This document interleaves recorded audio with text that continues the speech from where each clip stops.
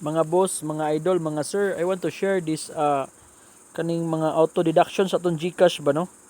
So last March 16, na-deduct na pud ni si Dremobi PTA.ltd 200 pesos kayo, 199.99. So marag kapila na siya nagdeduct ba no.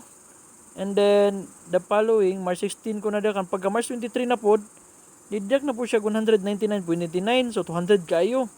So 400 na. And abot na po siya diri. Karon na pod gabi, alas 6:50, nagdeduct na po siya 199.99. So almost 600 na niya. Tong last before pa January pa, how many times na siya gadeduct no. So murag nakuanan gyud ko ba. So karon ang akong gihimo, naka-remember di ay ko, naka-subscribe din ko aning uang kaning scam nga kuan, scam kaayo nga kaning pangitaon lagi dong cellphone kang nawala. Pero actually di ba siya katinuod, di siya makatabang mga idol. So mo to nga akong ikuan karon, akong ning unsubscribe. Subscribe na to ni. Pindot sa billing, ang buhaton niyo idol, i-search ninyo ni mga idol kaning iPhoneToll.com na locator.iPhoneToll.com.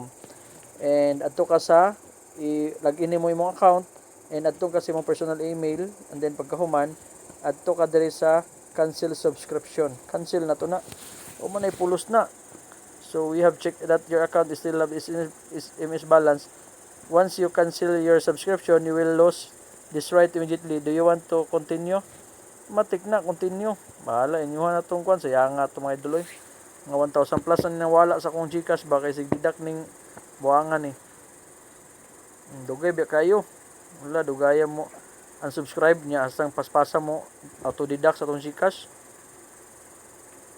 May yung taga-tuwa ang kwarta sa Gcash, di baya.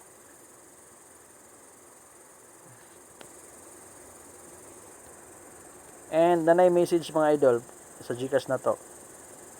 Ayan, your Gcash account has been unlinked from your Dreammovie account. Ayan, avoid frequent unlinking as there can result is being unable to relink your account.